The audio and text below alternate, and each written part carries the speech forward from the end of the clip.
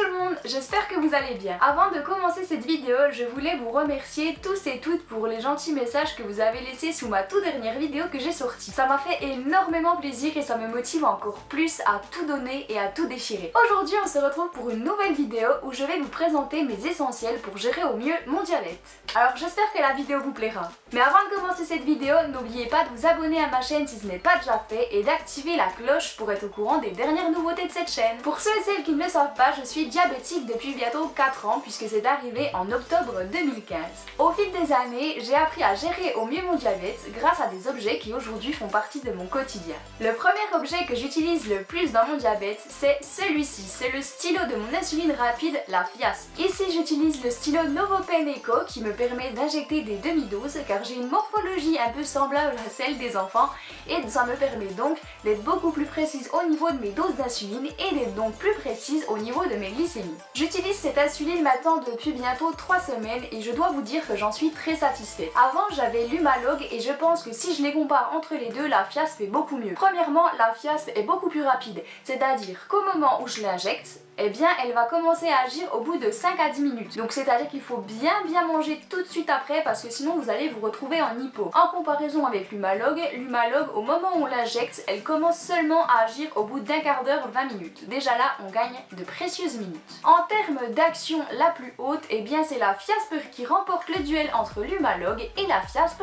puisque la Fiasp a son action la plus haute au bout d'un quart d'heure alors que l'Humalog a son action la plus haute au bout d'une heure. Donc le stylo ressemble à ceci. Ici vous avez la petite molette pour mettre vos doses d'insuline. Ici on a l'aiguille, ici on a le réservoir de cartouches. Ce qui est bien avec ce stylo, c'est qu'avec le petit écran que vous voyez ici, eh bien vous avez vos dernières doses d'insuline que vous avez faites ainsi que le nombre d'heures qui s'est écoulé depuis. Pour mon insuline lente, j'ai l'insuline Tresiba. C'est un stylo qui se présente comme ceci.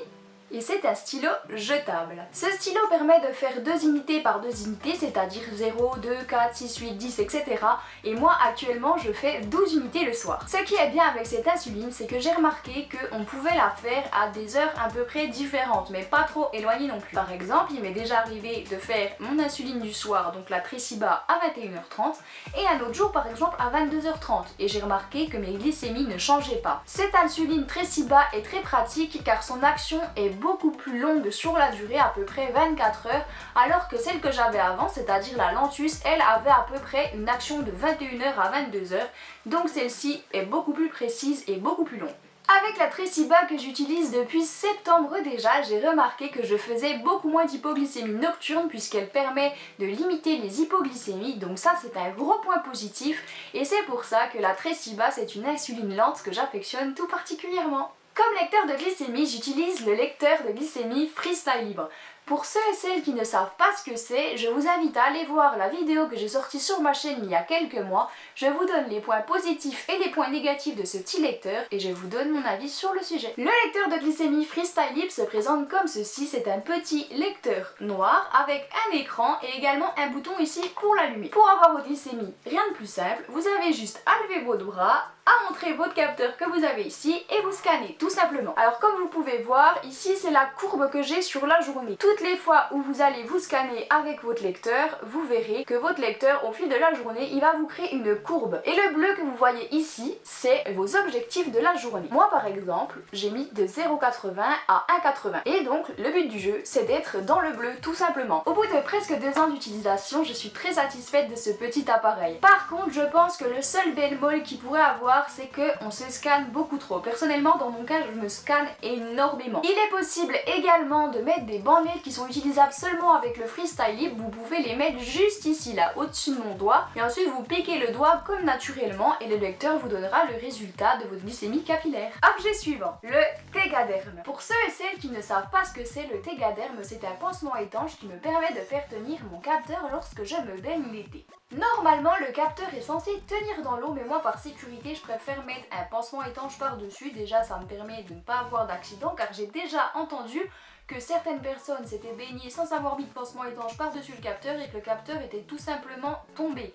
Donc franchement, si moi je suis en vacances et que mon capteur y tombe, je serais bien embêtée, donc Tegaderm obligé. Actuellement c'est le meilleur pansement que j'ai pu essayer, donc c'est pour ça que je vous le conseille dans cette vidéo. Le Tegaderm il se présente donc comme ceci. Alors par contre, petite parenthèse, comme le capteur au milieu ne doit pas être couvert par le pansement, eh bien je vous donne un petit conseil, c'est que moi je le plie en deux le Tegaderm avant de le mettre, je prends un ciseau, clac et je coupe ici et ça me fait un petit carré et ensuite je pose mon pansement comme d'habitude. Ça me permet que le milieu du capteur ne soit pas recouvert et d'avoir ma glycémie correctement tout en étant bien protégée contre l'eau. Objet suivant, ma petite glacière. Cette petite glacière qui, comme vous pouvez le voir, n'est pas très grande, elle fait à peu près la taille d'un sac, me permet de voyager en toute sécurité en gardant mes insulines au frais. Mais également elle me suit quand je vais à la plage, même parce que déjà c'est tout petit, ça se traballe comme ça, hop voilà. Et ça me permet de garder mon lecteur de freestyle au frais parce qu'il faut pas qu'il prenne un coup de chaud, mes insulines et je mets également ce que je mange en cas d'hypo. Dans ma glacière, je mets des petits pains de glace qui se présentent comme ceci, mais vous pouvez très bien mettre des grands, des plus grands, ça marche aussi. J'ai eu cette petite glacière en cadeau, mais je suis persuadée qu'il en existe des toutes petites dans les magasins du style Action, Jiffy ou même encore Amazon. Objet suivant, ma balance de chez Lidl. Alors comme je l'ai dit, je l'ai acheté chez Lidl et j'en suis très satisfaite. Déjà, premièrement pour son aspect très girly, on sait tous que j'aime le rose, ça se voit pas du tout. Et en plus de ça, elle m'est très utile au quotidien parce que comme vous le savez, ou même ceux qui ne le savent pas, eh bien je fais la insulinothérapie fonctionnelle quotidiennement tous les jours à chaque repas depuis que j'ai été hospitalisée en octobre dernier. Après avoir pesé mes aliments, eh bien je note tout dans mon téléphone, dans l'application Notes de l'iPhone, et je pense que les Samsung, eh bien ils ont également une application Notes, peu importe. Et ensuite je calcule à la calculatrice et ça me donne ensuite l'insuline que je dois m'injecter à mon repas. Avant-dernier objet. Au quotidien, j'ai toujours ma carte de diabétique sur moi. Alors personnellement, on m'a donné ma carte de diabétique quand j'ai appris mon diabète en 2015, c'était à l'hôpital. Je sais qu'il y a également des personnes qui ont des colliers, qui ont des bracelets, etc.